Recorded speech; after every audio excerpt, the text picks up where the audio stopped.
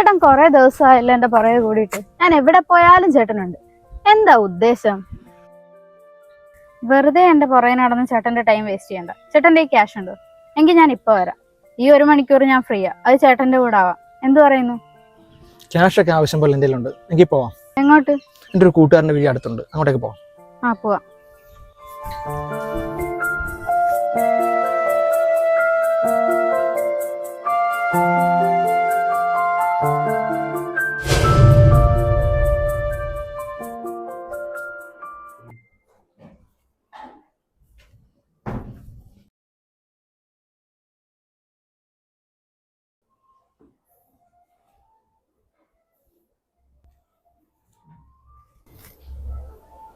അല്ല, എന്നെ ഇങ്ങനെ നോക്കിയിരിക്കാനാണ് ചേട്ടൻ വിളിച്ചോണ്ട് വന്നത്?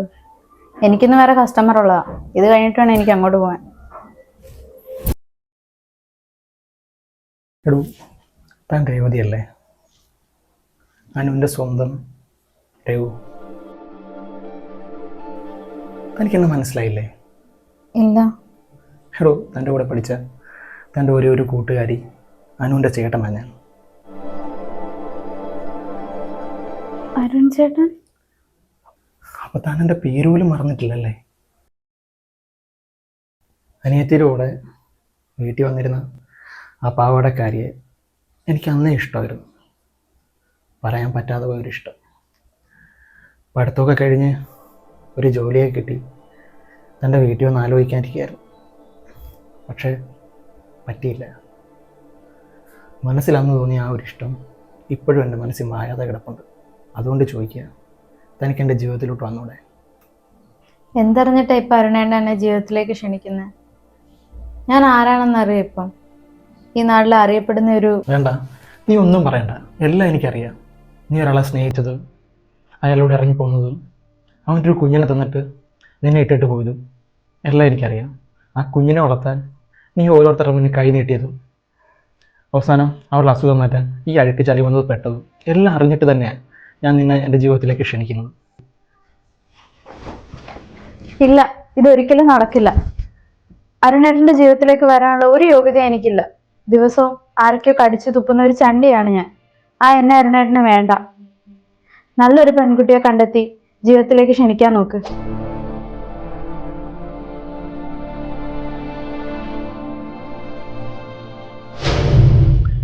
നീ എന്ത് മണ്ടത്തിലൂടെ പറയുന്നത്? കണ്ടാമാരോട് കിടന്ന് സൂചിച്ച് ഈ തേവിടിച്ച് നിനക്ക് കിട്ടിയുള്ള കല്യാണം കഴിക്കാൻ? ആരാടാ തേവിടിച്ച്? എടാ, നിന്നെ പോലുള്ള കുറെ പകൽ മഞ്ഞന്മാരാടാ അവളിങ്ങനെ ആക്കിയത്. എടാ, കുഞ്ഞിന്റെ ജീവൻ നിർത്താനാടാ അവൾ ഈ തൊഴിൽ സ്വീകരിച്ചത്. എടാ, ഞാൻ വേറെ ഒന്നും പറഞ്ഞല്ല. നിനക്കിതിൽ നല്ല പെണ്ണിനെ കിട്ടൂടാ. ഇതിൽ നല്ലൊരു പെണ്ണ് നിനക്കെല്ലാം അറിയാവുന്നതല്ലേ? ഒരു 3-4 കൊല്ലം അരുണേട്ടനില്ലെങ്കിൽ ചത്ത് കളയുന്ന പ്രവൃത്തി നടന്നില്ലേ? ഒരുമിച്ച് സ്നേഹിച്ച് നടന്ന കാര്യം നാട്ടുകാർക്ക് അറിയൂ. നിനക്കെല്ലാം അറിയാലോ. ലിവിങ് ആയിട്ടാ ജീവിച്ചത് 4-5 കൊല്ലം. അതൊന്നും തുറന്നു പറയാതെ വീട്ടുകാരെ കണ്ടുപിടിച്ചൊരുത്തൻ്റെ കൂടെ ഇപ്പൊ ഒരുമിച്ച് ജീവിക്കുന്നു. അപ്പൊ ആരാടാ തേവിടിച്ച്? ഞാനൊരു കാര്യം പറയാം. അവളെയാണ് നീ ജീവിതത്തിലേക്ക് സ്വീകരിക്കുന്നതെങ്കിൽ പിന്നെ ഞാൻ നീയായിട്ട് ഒരു ബന്ധം ഉണ്ടാവേ. വേണ്ടടാ, ആരും വേണ്ട. എന്നെ മനസ്സിലാക്കാത്ത ആരും എൻ്റെ കൂടെ വേണ്ട. ഞാൻ പോവാ.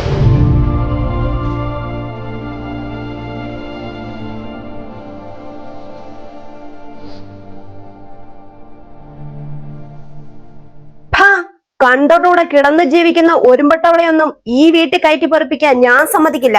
അവളെയും കൊണ്ട് ഇങ്ങോട്ടെങ്ങാനും വന്നാൽ മുറ്റുമടിക്കുന്ന ചൂലത്ത് അടിച്ചിറക്കും ഞാൻ. നിനക്ക് ആ തേവടിച്ചിന്റെ കൂടെ കഴിയാനാണ് ഭാവമെങ്കിൽ ഇപ്പൊ ഇറങ്ങിക്കോണം എന്റെ വീട്ടിൽ നിന്ന്.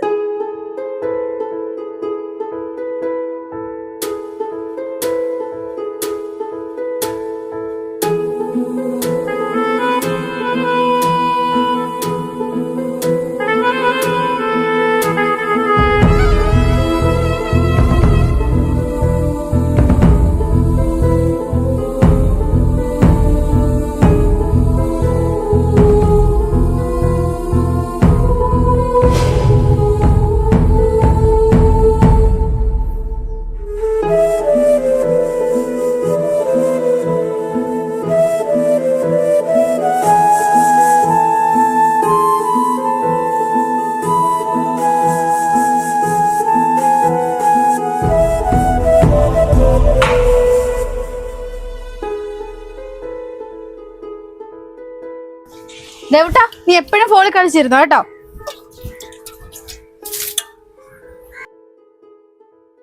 അരുണേട്ടൻ എന്താ ഇവിടെ? നിന്നെ മോനെ കൊണ്ടുപോകാൻ വന്നതാ ഞാൻ. അരുണേട്ടൻ എന്താ തമാശ പറയാ? അല്ല ദേവു, ഒരിക്കലും അല്ല. എനിക്കുള്ള എല്ലാ ബന്ധവും ഉപേക്ഷിച്ചിട്ടാണ് ഞാൻ വന്നിരിക്കുന്നത്. എനിക്കിനി നീ മാത്രമേ ഉള്ളൂ. നീ മോനും എൻ്റെ കൂടെ വരണം, വന്നേ പറ്റൂ. അരുണേട്ടൻ ചുമ്മാ ഒന്ന് പൊയ്ക്ക് അതും ഇതും പറയാതെ. എനിക്ക് എന്റെ ജോലിക്ക് പോകാൻ സമയം. ദേവു, നിന്നെ മോനെ കൊണ്ടുപോകാനാണ് ഞാൻ വന്നെങ്കിൽ ഞാൻ കൊണ്ടുപോയിരിക്കും. പക്ഷേ ഞാൻ ഒന്നും പറയണ്ട, എല്ലാം എനിക്കറിയാം. ഇതിനു മുമ്പ് പറഞ്ഞ കാര്യങ്ങൾ തന്നെയല്ലേ നിനക്ക് തിരിച്ചും മറിച്ചും പറയാനുള്ളത്. എല്ലാം അറിഞ്ഞിട്ട് തന്നെയാണ് നിങ്ങളെ കൊണ്ടുപോകാൻ ഞാൻ വന്നിരിക്കുന്നത്. എൻ്റെ കൂടെ വന്നേ പറ്റൂ.